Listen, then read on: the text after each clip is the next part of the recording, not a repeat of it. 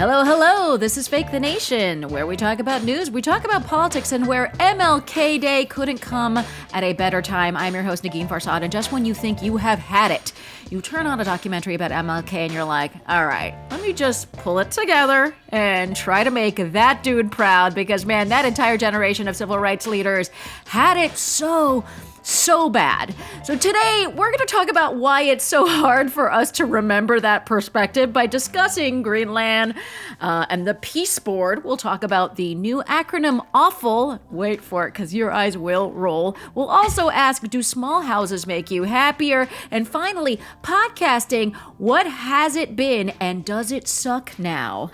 Today, oh my God, I'm so excited for this panel, you guys, this panel. First of all, we are joined by, he's a very extraordinarily well-regarded culture critic. He's also author of this new book that I'm so excited about. It's called Podcast Pantheon, 101 Podcasts That Changed How We Listen, From What the Fuck to Serial. And folks, you've heard me talk about this book before on this podcast because Fake the Nation is in that book. It is the extraordinary Sean Malin. Hey, Sean. Hey, Negin. Good to see you again. So happy to see you. We are also joined for the first time. This is an episode of firsts, okay? We've got two virgins on Fake the Nation. So anything could happen on this show. We don't know.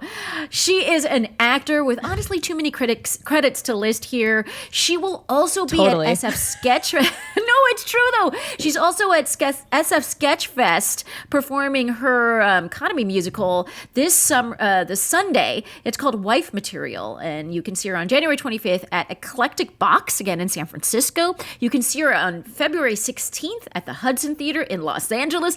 And whatever you do, you should try and make that happen because she's so incredible. It is the one and only Sydney Kane. Hey, Sydney. Hi. Thank you for having me. So excited you're here. And before we get into the show, I just want to remind listeners that you could support the show at patreon.com/Negin Farsad. What we do on this show is get reporting from places like august news gathering institutions like the New York Times, the Washington Post, the BBC, the Guardian, the Atlantic, and the New Yorker. And I mean, you name it, we read a bunch of stuff to make this show. And what we do is we gather what we think are going to make good conversations, where we think we can add to the analysis. I bring on smart people that know what they're talking about. I bring on comedians that are dumb but still have a finger on the pulse of American life. And that stew is what Fake the Nation is independent media. And if you believe in supporting independent media, especially now, go to patreon.com/Negin Farsad. And thank you so much to everyone who already has been doing that for these many years. Again, that's patreon.com/Negin Farsad. And let's get into it with topic number one. All right, guys, there's a new study that correlates smaller homes with higher rates of satisfaction. I, of course, really glommed onto this study because I live in a smaller home. Now, I don't know. It turns out low square footage is linked with greater social bonds among its inhabitants. This may be why Europeans report higher levels of well-being than Americans, despite having smaller homes. So first, my question to you guys is, what kind of home do you live in, or did you grow up in, and have you seen this phenomenon at play? Just before we started the show, Sydney and I were talking about living in New York City. Sydney, do you have a take on this? Yeah, I mean, sometimes I read these statistics. Okay, just like as like a blanket statement, do you ever like read these statistics and you're kind of like, well, like sure, you know, like it's like yeah, like smaller space. Do you know what I mean? It's like yeah, smaller spaces, like you're gonna be like.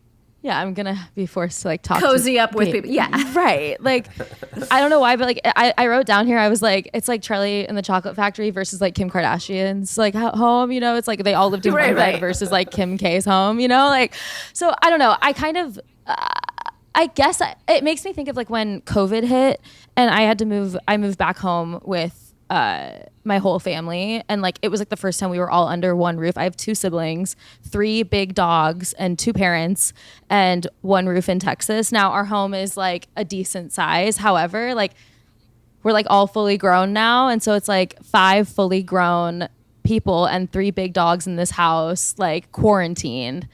But right. I will say, like, and like our rooms are all like upstairs, like not like it's upstairs is just our rooms. So like the walls are thin up there. I will say like it was the closest my siblings and I ever got.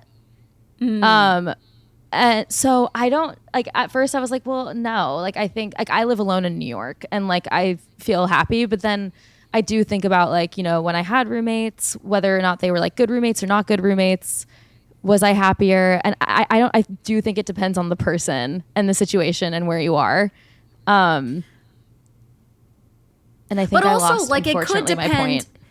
No, I mean, it started with this is a shit study, and then it ended. No, I didn't think it was shit study. I with was just kind of like, well, no. I'm saying like I read these blankets. I read these statistics. Right. And I'm kind of like, sure. And then like you're like, well, I don't know. And then it's kind of like, well, yes, I understand like where they're coming from, but I do think But that I like also think it just depends.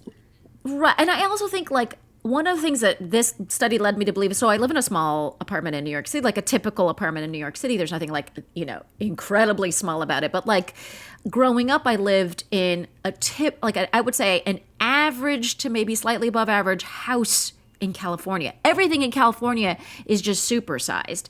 And so growing up in that house, I had so much space to be away from my parents. And I think as a result, I was like, you know, there's that phenomenon of living room kids versus bedroom kids. I think I was like more of a bedroom kid because I could get away from my parents, and I spent so much time being like, oh, my stupid parents, you know what I mean? And like, as a result, I don't think I was like in the living room. Now, my daughter, that bitch is in the living room all the time, even when we wish she just wouldn't be. You know what I mean? Like, I've never heard that before. I've never heard living room kid versus bedroom kid before. I was such a living room kid.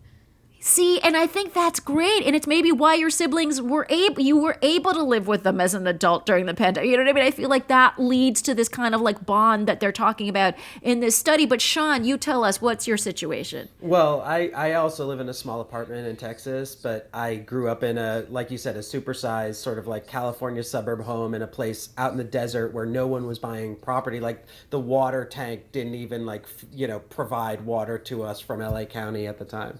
But like, I do think the proportionate idea of, I love the parabola that they show of like, you know, going up, you get a little bit of extra space, a few extra people, that really makes you happy. But then too much space, too few people, it gets really bad. I mean, you never see a billionaire in a movie looking happy, like walking through a mansion, like, I love my space.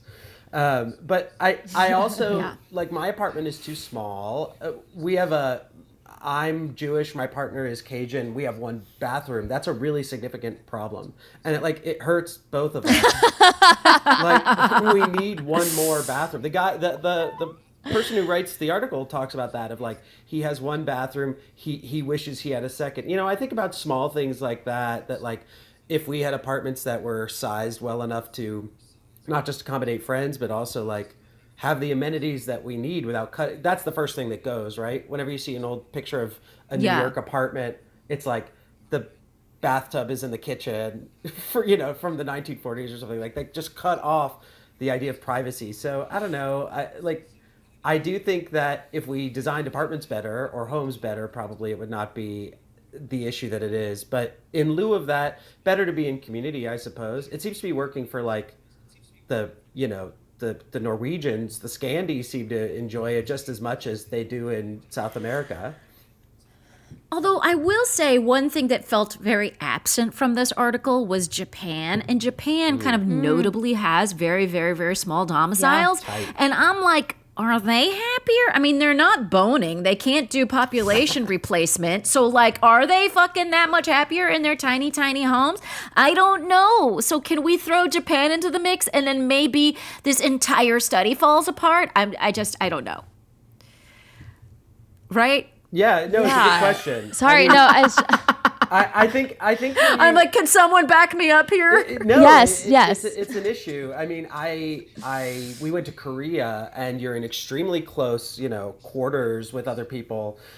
I think that happiness also, like, what is happiness is a big condition. I remember there was a study of that said that Finnish people are happier, but the question wasn't that Finnish people are happier because everything is better in their lives so much as that their sense of what happiness like what constitutes being happy is different than our idea as Americans about like what constitutes good happiness. And I feel the same way for like Japan. Like I don't know if we align on like what constitutes like being happy in the world with the Japanese. If happiness is other people, I don't know that community-based growth is like what they're looking for. I mean, it's a very right now, it's different. Right. It's a different. I structure. agree. I gotta be honest, I don't even know what they're looking for. Like, they'd rather deploy robots to take care of the elderly than to like let any immigrant in. So it's like that's like just a different way of thinking, and it is like what does that even, across countries, can we even kind of have this analysis where it makes sense, where we're all answering the question about happiness in the same way? Who knows? Folks, you let me know. Do you see a connection between the size of your home and your happiness levels? By the way, the inverted U, the parabola that Sean was referring to, said that living alone can lead to isolation and unhappiness. So it's like if you have too few people, that's bad. So that's where the bottom part of the U is. And then in the inverted U, rather, living in too crowded a space, which is about 140 square feet per person, that's too much. So if you have, so do the math. If you're at 140 square foot per person or lower, that's not enough. So you need to be right like a little bit above that, but you can't have too much like for one per person. So do the math. Let me know if you have figured it out, and hit me up. And let's take a quick break and we will come back and we'll talk about other stuff.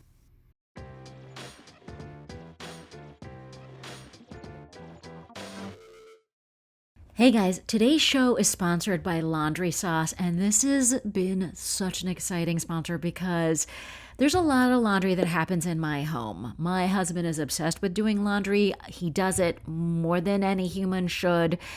The upside is I get a lot of clean clothes because he's just so into doing laundry.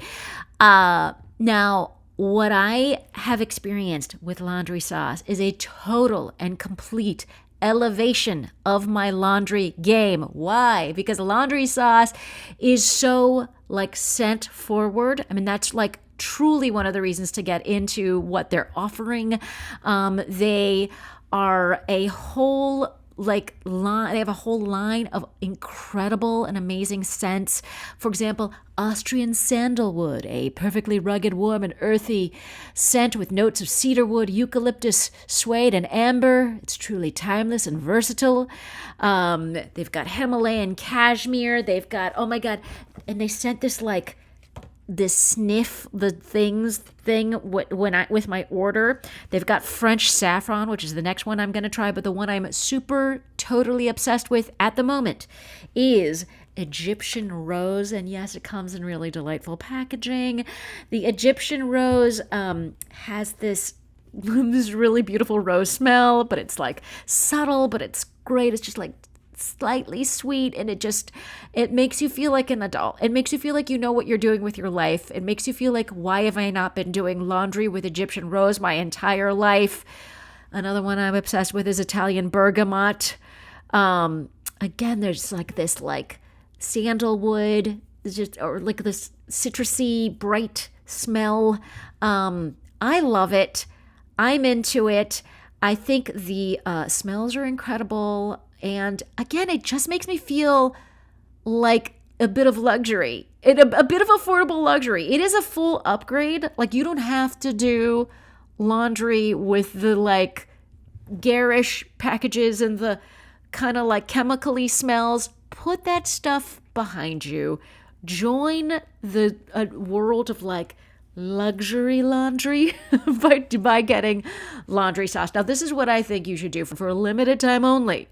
Our listeners get 20% off your entire order when you use the code FAKE at laundrysauce.com. That's 20% off at laundrysauce.com with the promo code FAKE. After you check out, they'll ask you where you heard about them. Don't forget to drop our name. Trust and trust me, your laundry has never smelled this good. By the way, I have been literally like lifting the lid of this box and like inhaling doses of this Egyptian rose, just like as I like walk in and out of the kitchen, because like I've gone full laundry sauce fan. So again, go to laundrysauce.com, use the promo code FAKE. And thanks so much to Laundry Sauce for supporting our show.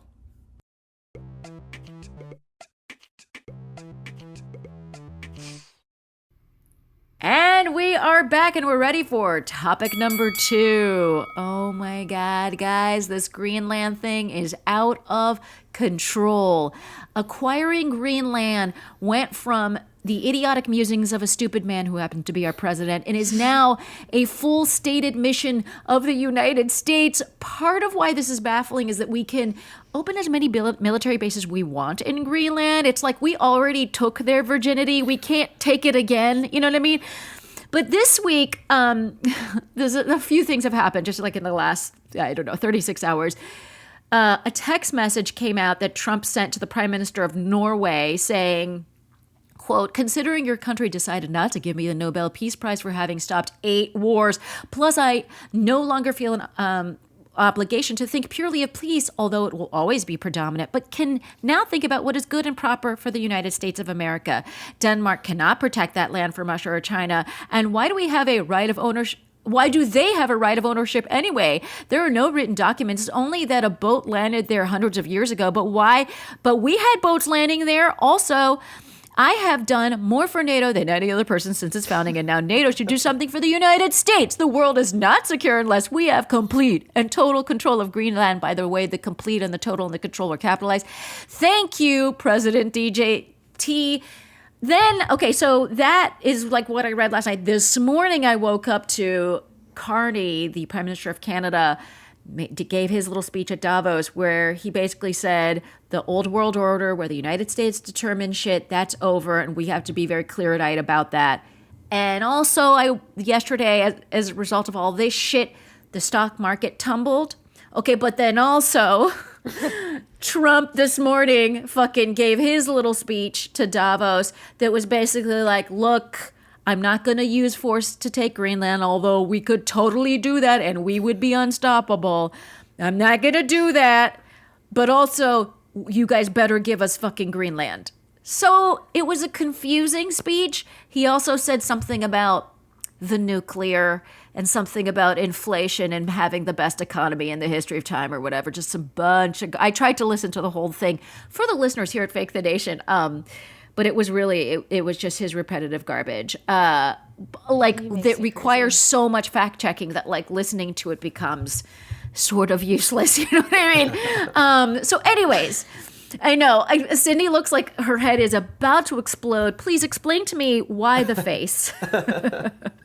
No, because I'm actually a little bit nervous to be on this podcast right now because like what you just said, it's like listening to him makes like, it's like there's so much fact checking that has to happen. Like when you listen to things he says to where like everything that I'm not saying I turned a blind eye, and I'm not saying that I don't like read articles about it because I'm not like someone, one, that it's a privilege, and two, like I do like to stay educated in this stuff. But however, like at some point I am like, what can I control about this situation right now? Is only to educate myself further on what's going on. Other than that, I do have to be like, because it just he just makes me feel like a crazy person. Like I don't want to like veer off the topic because like if he acquires like just like the thought that he might pull off one of the biggest like accusations acquisitions, yeah, thank you so much.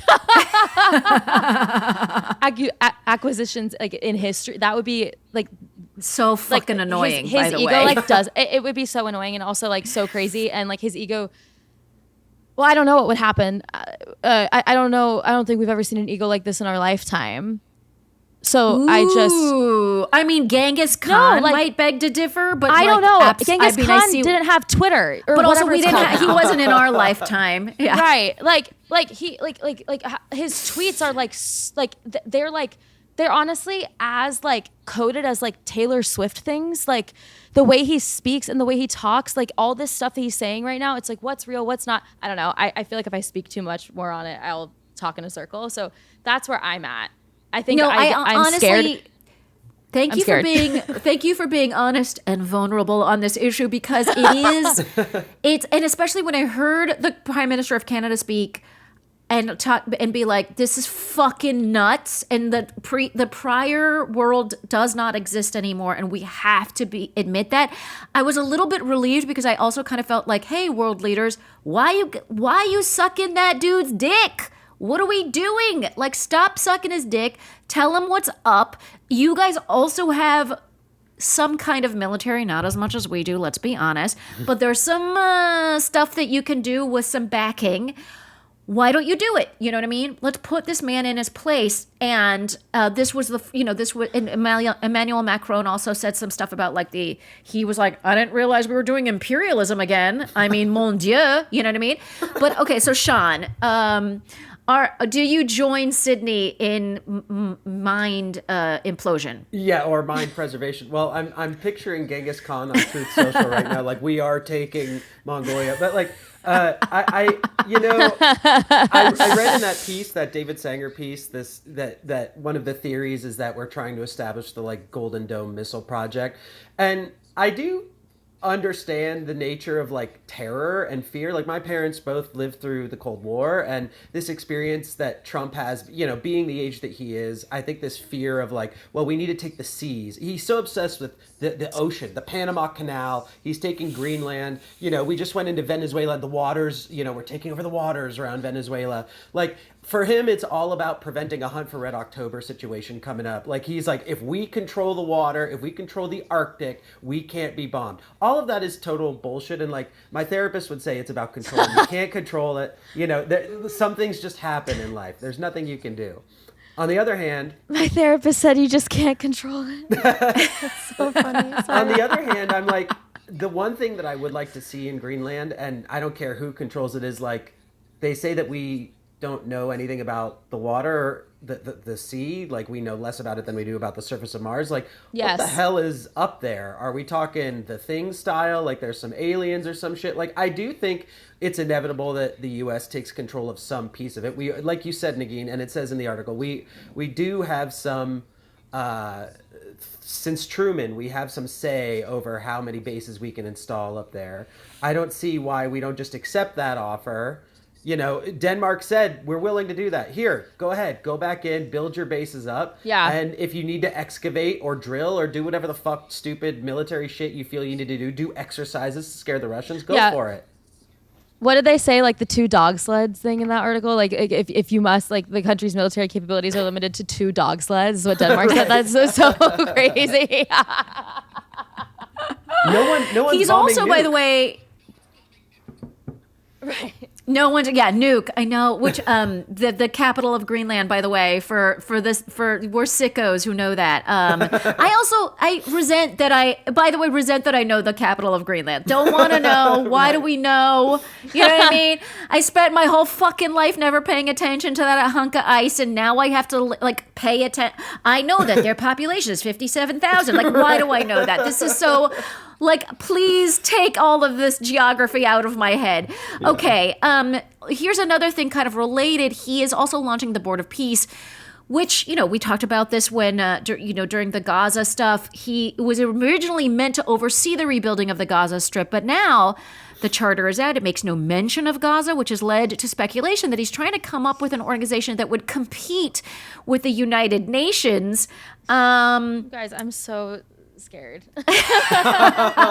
Like I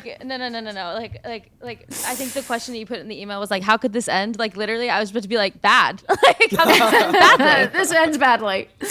Well, the interesting thing about this Board of Peace situation is that so far the countries that have joined in are like, honestly, I should have written them down, but it was like Uzbekistan and like some other suspect country, like 3 countries that are not players on the world stage. They're not members of NATO, for example.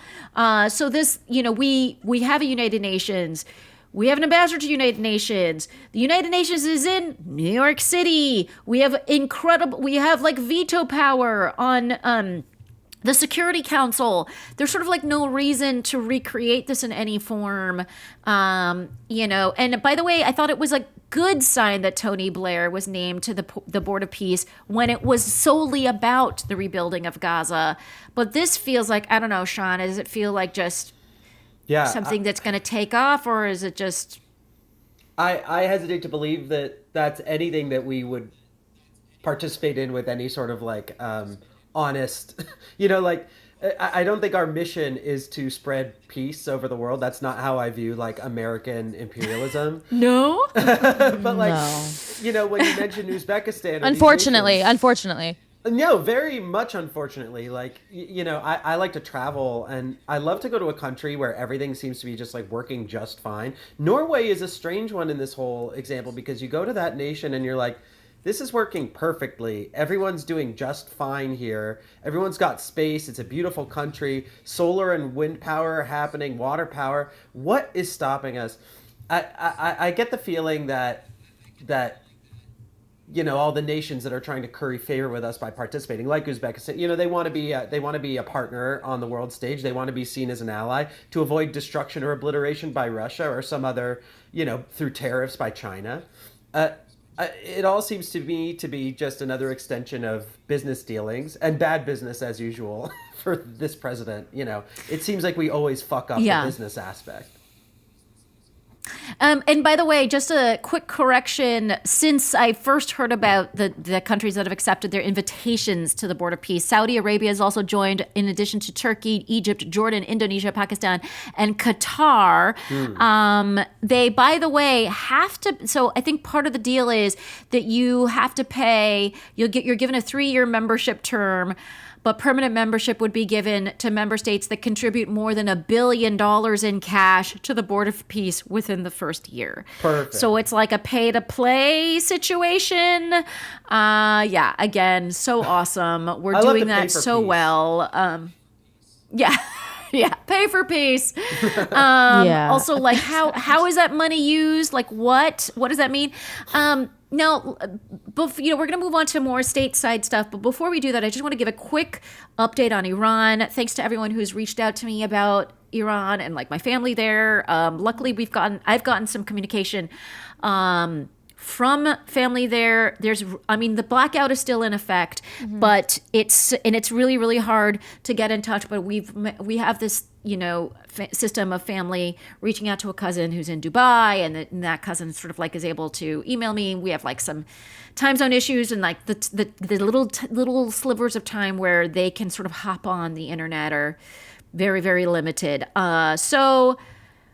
So I will say that one of the consistent themes that comes out from my communication with Iranians is this weird hope that Trump will intervene and do something, while recognizing that he is the worst person on earth. But I think one of the interesting things, no one's talking about this, but I will say, is there a Greenland off-ramp in saying to Trump, instead of this Greenland thing, what if... Yeah. Because the people of Iran are literally asking, and again, I'm not even into American intervention, but I'm into it if there's a global coalition and if there's United Nations involvement, then I can be persuaded.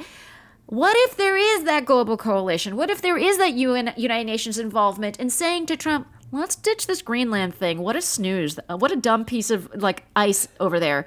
Instead, what if we help the people of Iran get the fucking dicks out of there, free them, and then we can include that in our sphere of influence.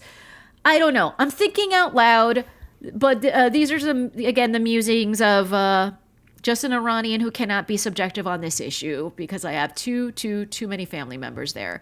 Of course. I'm so sorry, and thank you for the update. Oh my gosh, I'm so sorry. I also want to say that like a news organization asked me, that I will not name, asked me to come talk about Iran, and then I got bumped or whatever. And now I don't know if they're ever going to actually do the segment, because I do feel like the international attention on it is waning. So I just want to say, if there's protests in your city, there was a protest here in New York City on Sunday in support of Iranians, like support, post it on social media. Like, if international attention wanes, that just gives the Islamic Republic more power to keep literally murdering people. And also, can I just say one more thing, which is, again, it's like we're taping a couple days after Martin Luther King Day. you look at footage from what happened during that era, and that's the kind of thing we're seeing right now in Iran. I've seen footage of people, literally thousands of people at night on the ground protesting, chanting, and then you hear shots fired. You see someone fall, right? You see death literally before your eyes. And then what do you see? You see people gathering back together and starting a chant that I can't translate very accurately, but it's sort of like, don't be scared, we're together. Don't be scared, we're together. And that's the kind of thing, it's like, man, Americans, like, that's so inspirational.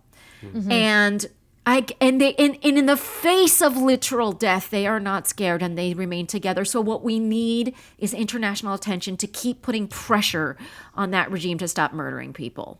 Here.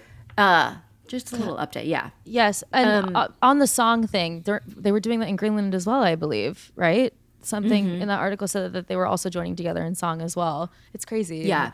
Yeah. Everyone. No, yeah. I mean, people in Greenland, there were protests in Copenhagen for the Greenland stuff. So, like, I don't know, the power of people and what they're able to do and the kind of mass attention they're able to get is really powerful.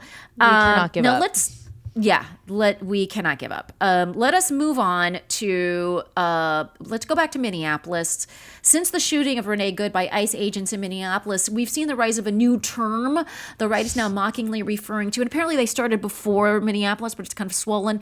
They're mockingly referring to women like Good as awfuls, which is an acronym for affluent white female urban liberal.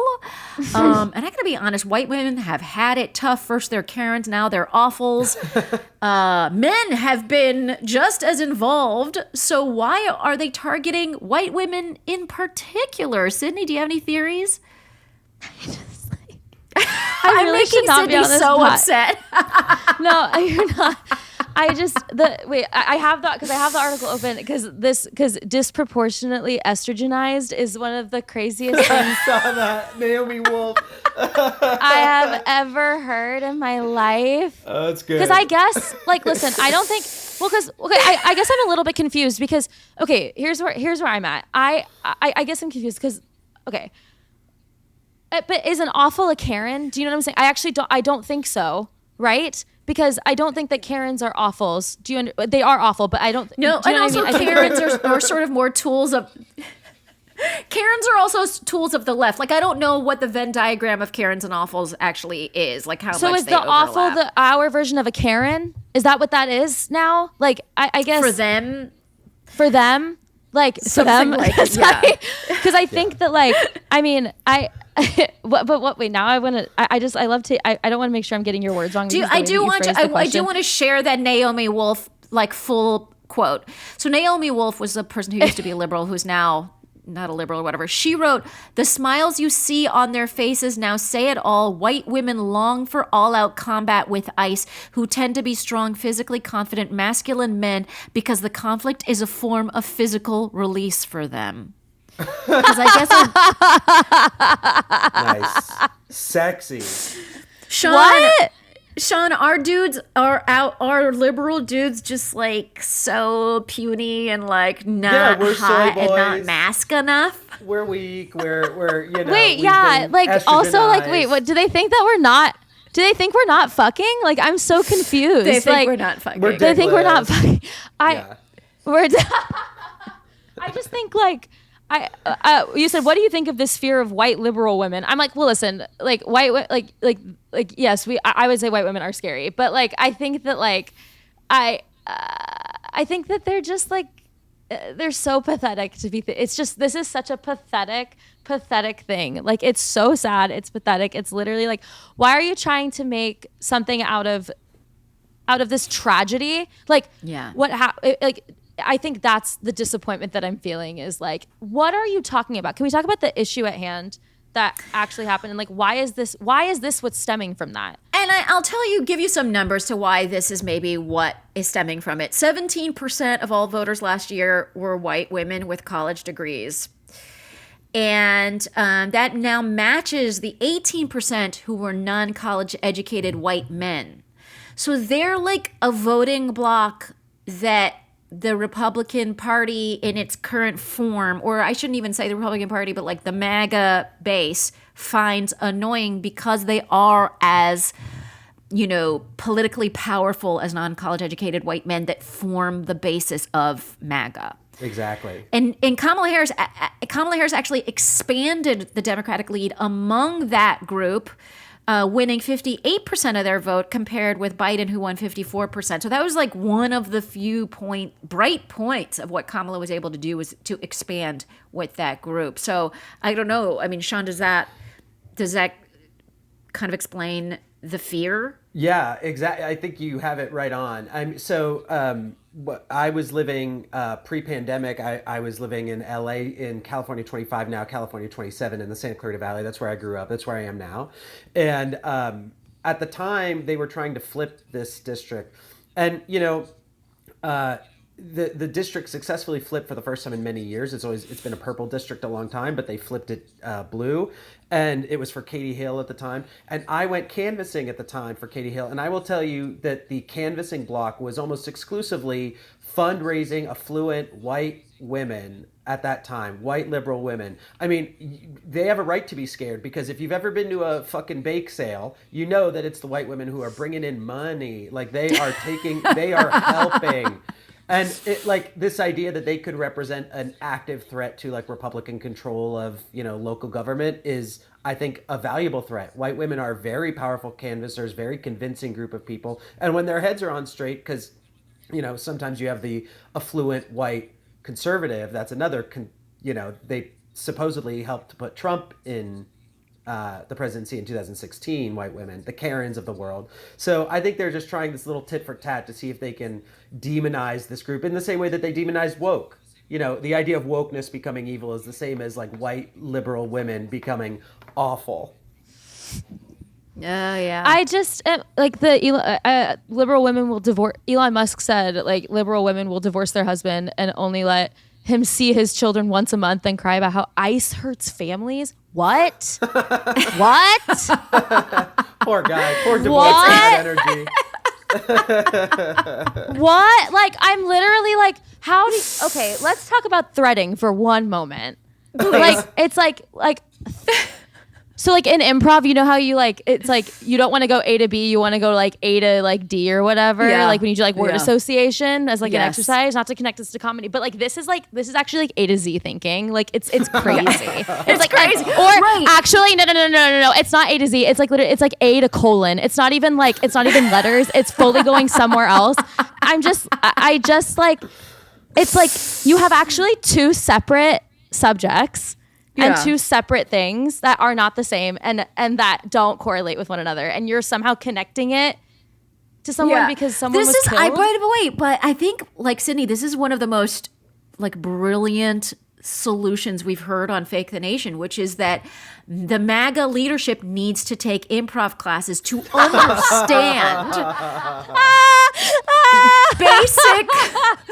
basic story structure, and when something is too crazy, the audience will not follow.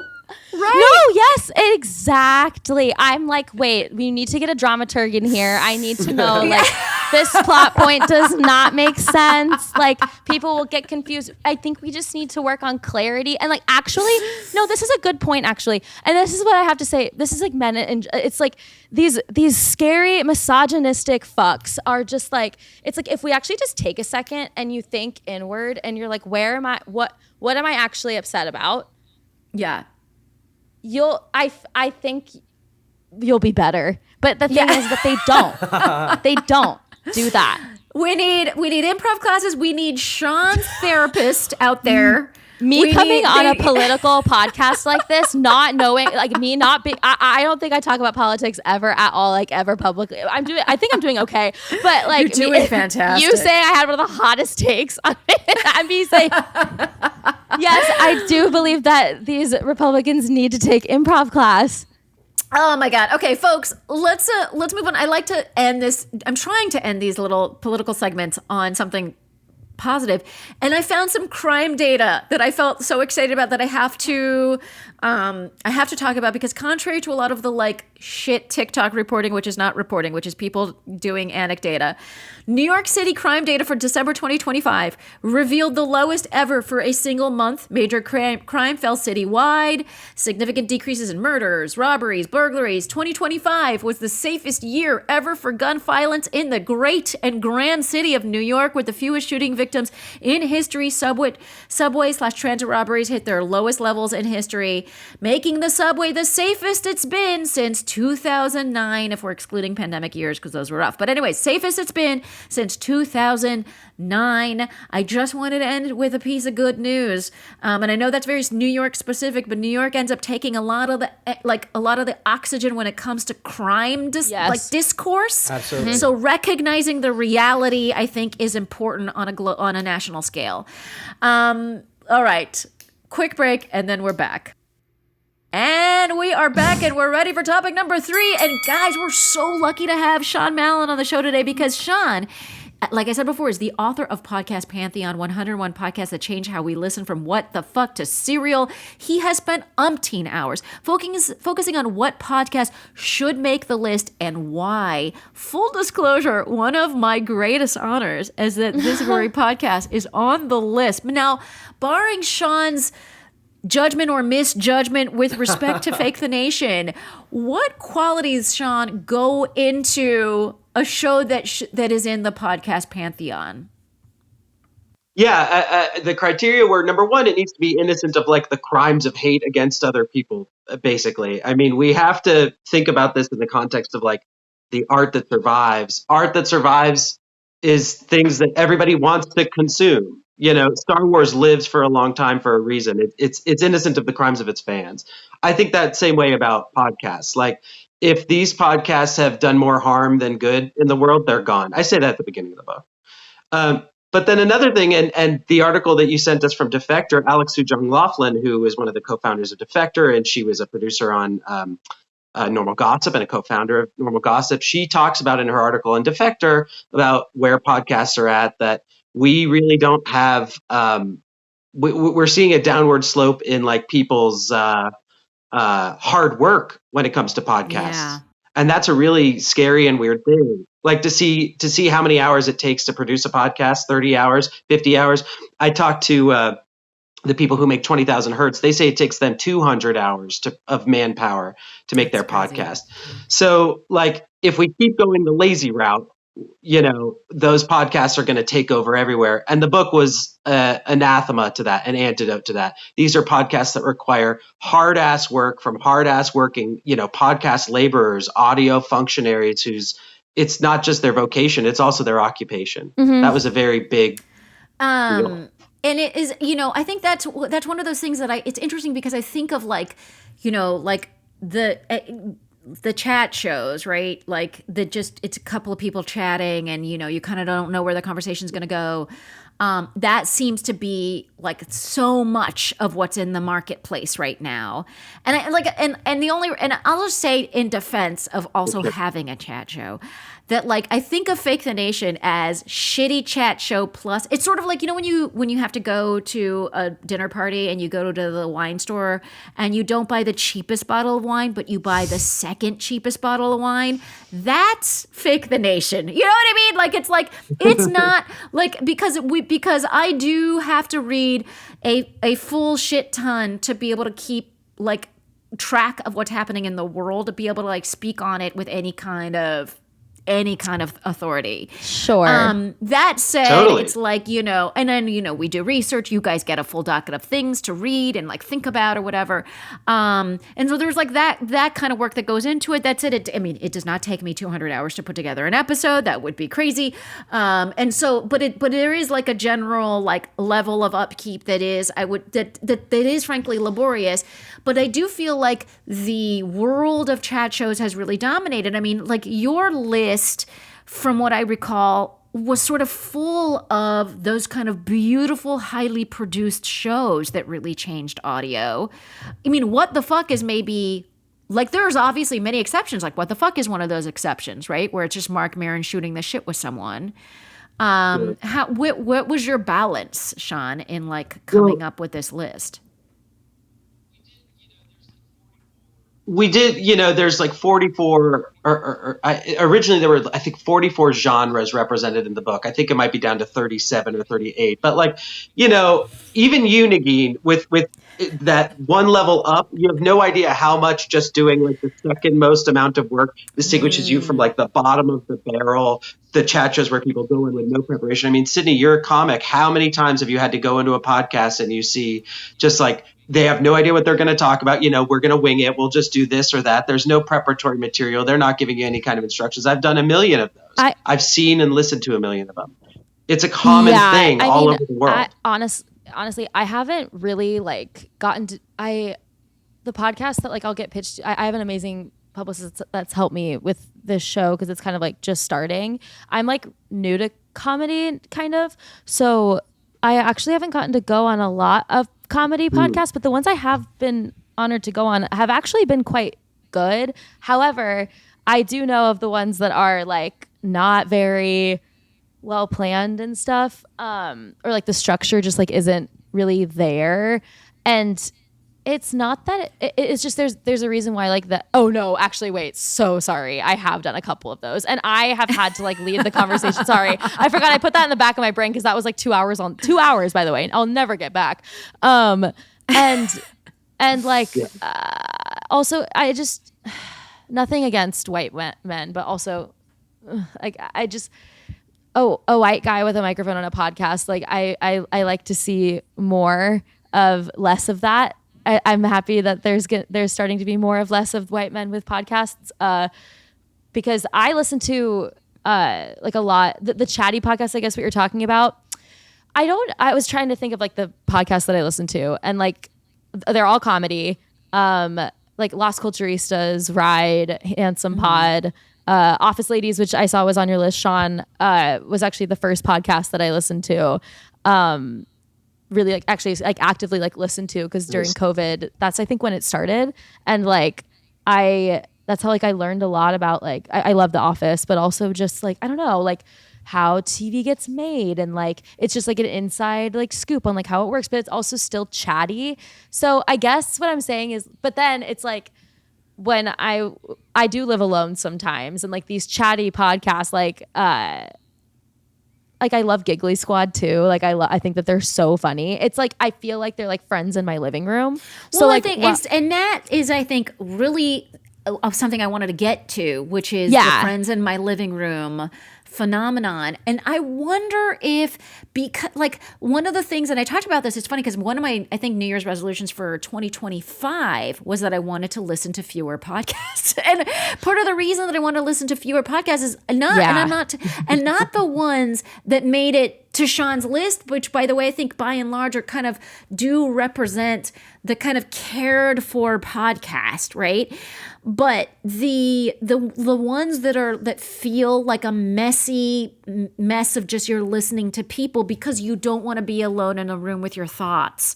By the way, I was like, oh, I should go back to what I used to do when I didn't want to be alone in a room with my thoughts, and that's just listen to music. Like music should be the thing that I go back. Like it's okay, so I don't want to be alone in a room, but like, why do I have to then stuff my head with other people's dumb thoughts? It's like I already have enough dumb thoughts. I have enough dumb thoughts for everybody. And I realized this is like one of those phenomenon that I worry about. Yes, I'm sorry. I started to interrupt, and I do that sometimes. No. So sorry. When I get excited, I totally agree. I realized like a part of my personality. I was like, now hold up. Like, is this what I think, or is this like what I've been listening to? Yeah. And like it does like make you talk like these people. It makes it makes you feel like you have to have the same opinions about media as these people. Yeah. Like, but also it has helped me realize what I do like and what I don't like. And like I was dating this guy who like introduced me to some of these podcasts, and like I realized through listening to these podcasts, I was like, oh, I actually don't like him. I like the people that he is like basically just like a funnel for. Do you know what I'm saying? Like after I started listening to these podcasts, I was kind of like, and like we like don't really talk, we don't speak at all anymore. But I realized I was like, well, actually, like these were the most interesting parts about him, and they're not even him. They are these like hilarious comedians that I'm obsessed with. I didn't need to date you. I didn't need to date you at all. I just needed your feed. Yes. You have great taste in podcasts, which is really hard to do. Like but yeah, like that's kind of what I realized. But and in that same way, then I realized I was like, I will listen if I will listen to the podcasts that I do love, that are like genuinely like make me happy. But I do find myself with the music thing, because like my I have Apple Music. I'm so sorry, I don't have Spotify. But the total minutes this year was like way lower than usual, and I'm like, I write music now. Like, why am I not listening to more music? Well, so Sean, talk to me about the future. Like, you're the keeper of the Pantheon. Sure. And where do you feel like it's going, and what do you want to see happen? Well, Sydney's right that we are seeing the turn against the two guys in a room talking podcasts. Though as podcasts grow around the world, you know, they're going to, in other countries where podcasting is just starting to take off as like a personal culture between the young people, especially on YouTube, you're going to start seeing a lot of that between young kids. But like culturally, in terms of big, like successful artifacts, shows that we all listen to or watch, that's going to go away or shrink for sure. Well, yeah, there's a Golden Globe for it now. Yeah, and you know, actually, I wanted to bring that up because Amy Poehler, I thought, said something beautiful in her. You know, people were so mad at her. People have been so hostile towards her because she's gotten all this success. It's one of the most listened to shows in the world, even though she just started it a couple of months ago. And people forget, first of all, we have recency bias. Like, there's nothing wrong with just liking something because it came out recently and we, you know, and it's new. It's like It's Always Sunny in Philadelphia doesn't get nominated for Golden Globes because it's 17 seasons in, but it's still just as funny as, you know, 3/4 or half of the other comedy shows that are out there. But Amy said at the Golden Globes, she talked about her reverence for this form and said, you know, look, I know I'm new. I'm not trying to, this isn't stolen valor. I didn't vote on this. I appreciate the success, but I honor this form and I'm looking to deepen my understanding and knowledge of it. She really wants to, I think, invest in podcasting and elevate what it is that she does in terms of production value and contributing into the media ecosystem. And I really appreciate that is something that she's thinking about conscientiously.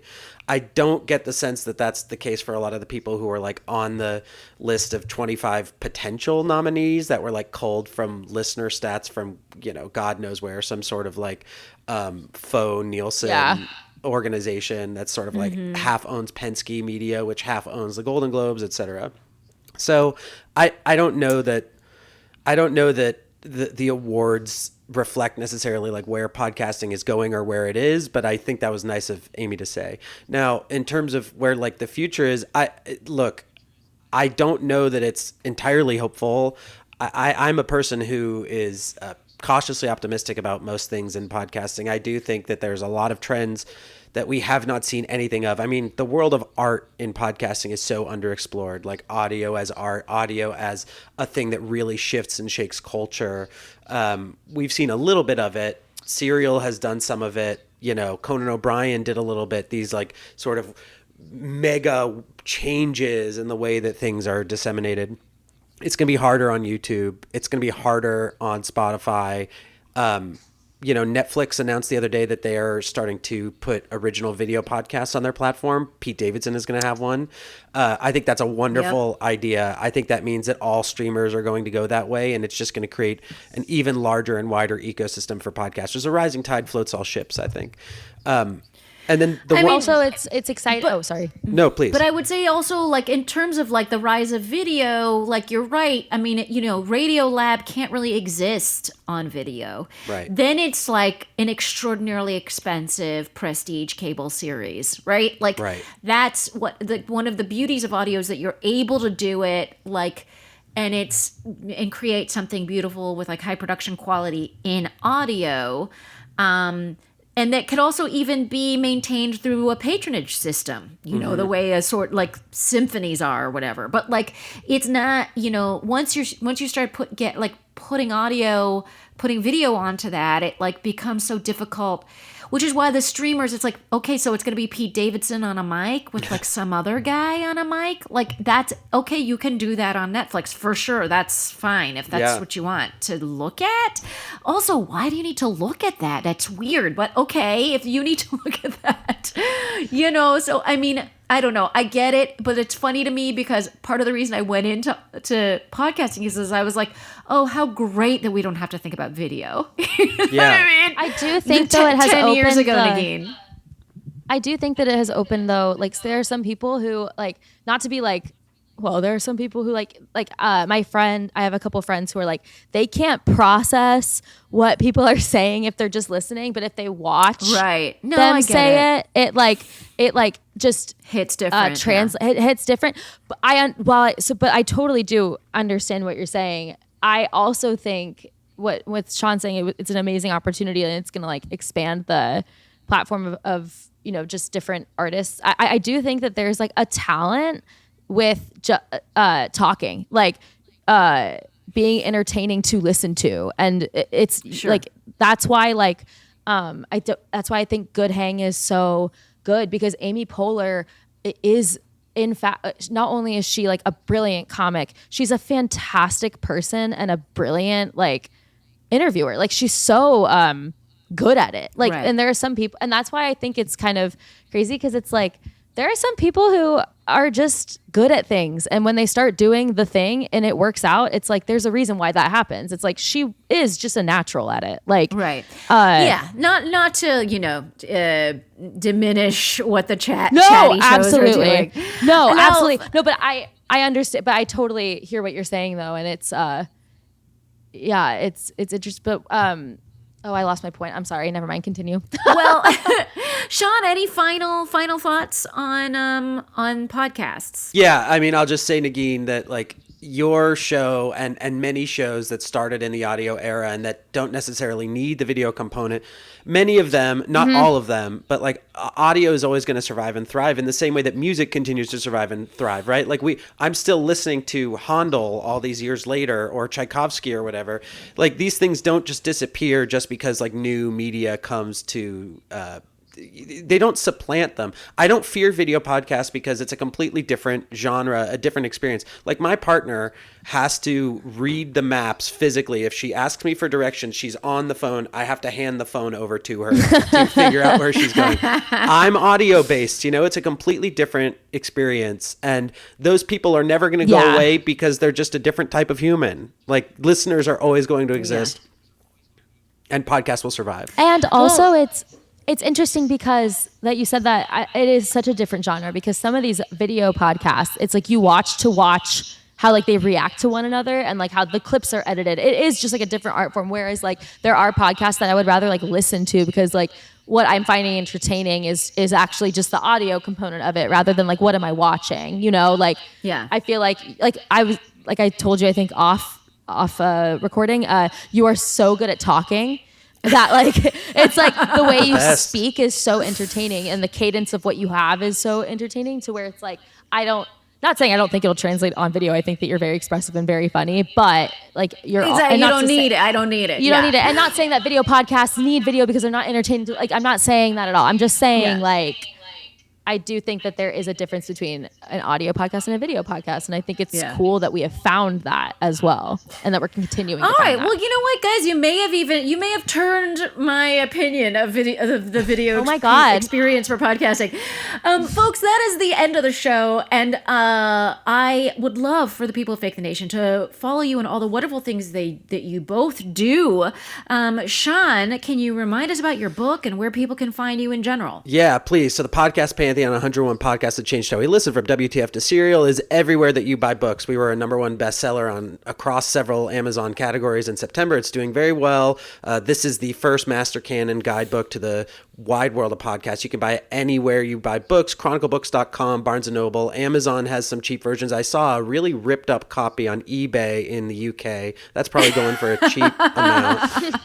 And then if you're looking for me, you can follow my column Start Here at Vulture, which is a deep dive into the world's funniest podcasts. Folks, definitely follow Sean. This book is beautiful. It's such a thorough, like, captivating read of just in terms of like why this podcast, and like he really just did such a beautiful, really expert, in-depth, really thoughtful job on it, and it's such a pleasure and such an honor to be included in that book. Sydney, where do people find you? You can find me on Instagram and TikTok at Sydney Morgan Kane, where I talk about nothing that we talked about today. I talk about very different things. So if you didn't like how I was speaking today, maybe just check out my profile and then see if you like more of what I do on there, where I talk. It's stupid dating stuff, but yeah. And then my show, Wife Material, is an original musical comedy where I puppet a mannequin on stage and talk about a really bad situationship I was in, and that is on Sunday at January 25th at 3 p.m. for Sketchfest. Actually, we sold out. I don't know if like I'm allowed to say that right now, but I have a feeling this is going to come out after. But we did. It's coming out. It's coming out before, but But it did, and so that's really cool. And then, but because of that, we got offered a show in LA at the Hudson Theater on February 16th at 7 p.m., which is a Monday. And yeah, and then more dates to be announced soon. But hi, Sydney, I cannot wait to see that show when it makes it to a city near me, hopefully in New York. Yes. It looks so fun. And honestly, again, improv for MAGA is what I would like to just reiterate. You know where to find me and all the things that I do. I want to thank everyone who makes the show a possibility. That's our wonderful producer, Rob Heath. Thanks to Gaby who wrote our theme music. You can email us at fakethenationpodcast@gmail.com. And don't forget to support the show at patreon.com/Negin Farsad. And otherwise, we'll be back in your earballs next week.